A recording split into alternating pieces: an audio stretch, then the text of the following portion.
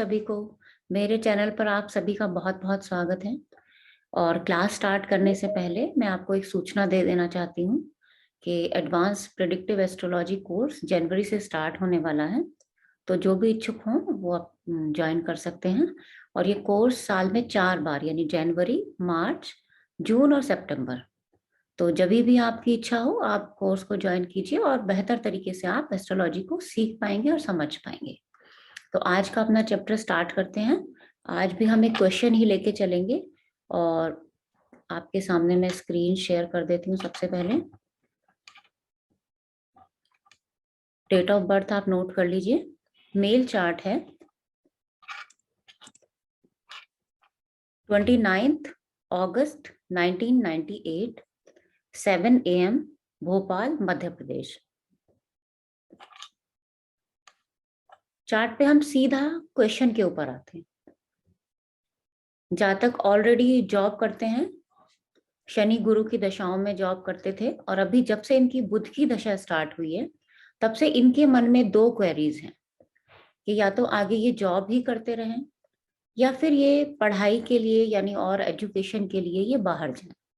तो ये दो सवाल मेरे पास आए थे, तो मुझे इनको क्या सजेशन देना चाहिए, क्योंकि इनके पास एक अच्छा जॉब ऑफर भी है और दूसरा ये थोड़ा आगे अपने आप को बेटर अपने करियर को बनाने के लिए थोड़ा और आगे स्टडी भी करना चाहते हैं। तो अभी 98 के बॉर्न है, तो एज हम ऐसी बहुत ज्यादा नहीं बोलेंगे कि इस टाइम पे पढ़ा नहीं जा सकता। पढ़ने की तो कोई उम्र ही नहीं है, कभी भी आप पढ़ सकते हैं। और दशा भी मेरी बुध की स्टार्ट हो गई है ना। तो बुध की दशा में जनरली व्यापार की क्वेश्चंस आना, पढ़ने लिखने से संबंधित क्वेरीज आना, ये स्वाभाविक है। इसके लिए सबसे पहले हमें ये देखना होगा कि 12वें भाव से मेरा कोई कनेक्शन है क्या, मेरी जॉब या मेरा भाग्येश के साथ कोई कनेक्शन है 12th हाउस से। तो मेरा क्वेश्चन ये आया क्यों पढ़ाई का। तो बुध की दशा है, तो बुध की दशा में ऐसा क्वेश्चन आना स्वाभाविक है। 10th लॉर्ड को अगर हम देखें, 10th लॉर्ड यानी शुक्र, धनेश मेरा बुध, भाग्येश मेरा मंगल, ये तीनों की युति आप देख सकते हैं 12th हाउस में है। यानी शुक्र, बुध और मंगल तीनों मेरे 12th हाउस में प्लेस्ड हैं। यानी मेरा कर्मेश, मेरा धनेश और मेरा भाग्येश 12th हाउस में होने के लिए हमें एक इंडिकेशन मिलता है कि जातक का करियर बाहर हो सकता है। और उसके ऊपर गुरु की शुभ दृष्टि भी है, यानी मेरा 12th हाउस बलवान है, बाहर जाके मैं अपना करियर सेट कर सकता हूँ। और दशा भी मुझे बुध की ही मिल गई है अभी। तो यहाँ पे हम कह सकते हैं कि ठीक है, आप बाहर जाके स्टडीज कीजिए, जॉब आप बाद में भी कर सकते हैं। पढ़ाई के लिए समय ये बहुत अनुकूल है आपके लिए, क्योंकि इसके आगे 2 साल का कोर्स है इनका। और आगे जैसे ही मैं दशा देखती हूँ 2 साल बाद, यानी 23 और 24, उसके बाद 25 में मेरी अप्रैल से केतु अंतरदशा में होगा, यानी बुध में केतु की अंतरदशा होगी। और बुध में केतु की अंतरदशा आप देख सकते हैं, ये षडाष्टक का एक्सिस है, यानी 6 8, 1 2 3 4 5 6 7 8। अंतरदशा नाथ मेरा महादशा नाथ से अष्टम स्थान में स्थित है।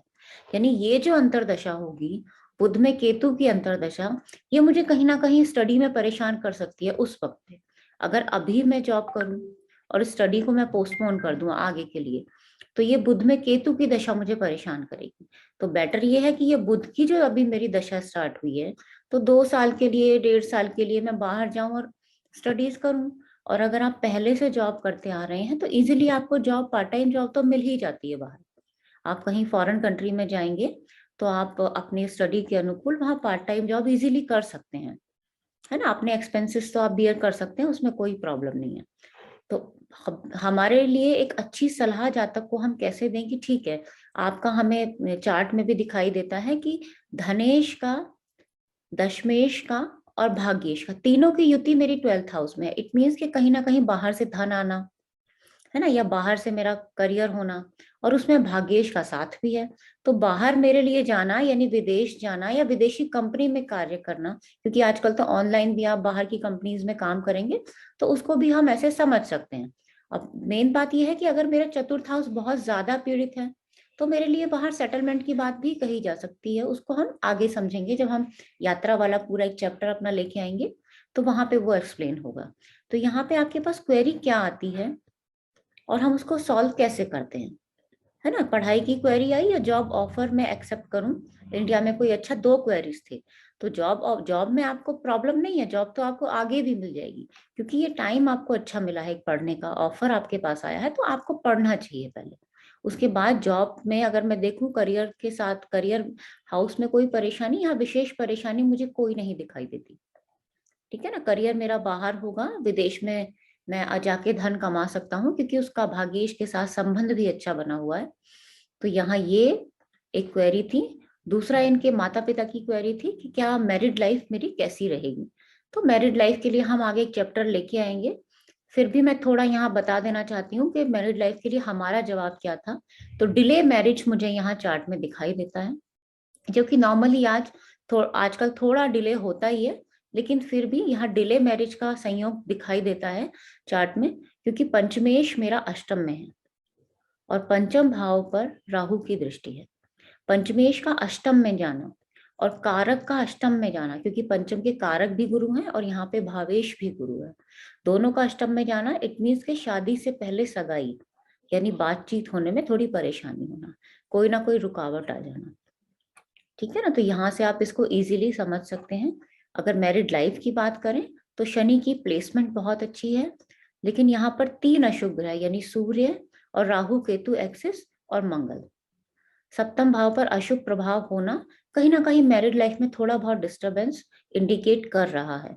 और शुक्र के साथ बुध होना, बुध काल पुरुष में तीसरे छठे का स्वामी है, और साथ में मंगल, मंगल यानी थोड़ा आपसी मनमुटाव या लड़ाई झगड़े को दर्शाता है।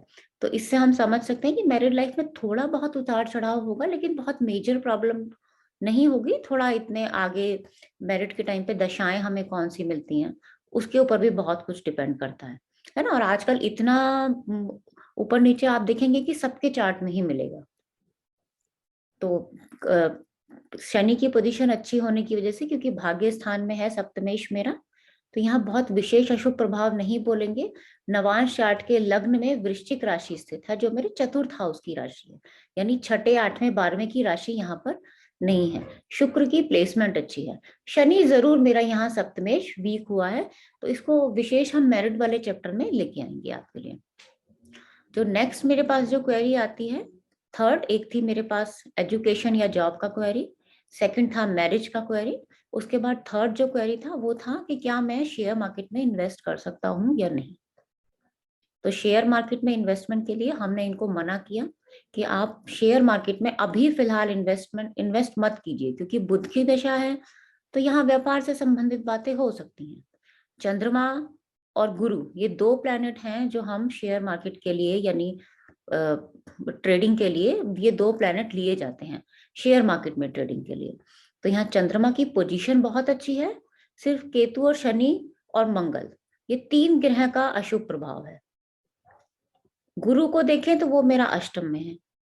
गुरु और चंद्रमा दोनों का आपस में 6-8 का एक्सिस है, और गुरु मेरा पाप कर्तरी में भी है, यानी यहाँ पे मैं पैसा लगाऊं और उसमें अचानक कोई परेशानी आ जाए, इट मीन्स कि मैं जो इंट्रा डे ट्रेडिंग जो बोलूंगी, माइक्रो ट्रेडिंग या इंट्रा डे ट्रेडिंग जो कहा जाता है, उसके लिए हम मना करेंगे। हाँ, लॉन्ग टर्म इन्वेस्टमेंट आप कर सकते हैं, साल भर के लिए या आगे लॉन्ग के आपने पैसा लगाया और आप भूल जाएं, तो अभी दशा में ये बुध की दशा स्टार्ट हुई है, हाँ आप पैसा लगा सकते हैं, क्योंकि 12वें में बुध है, और अभी देखिए बुध में बुध की ही अंतरदशा है, तो यहाँ अंतरदशा का भी जो फल होगा वो बुध ही करेगा।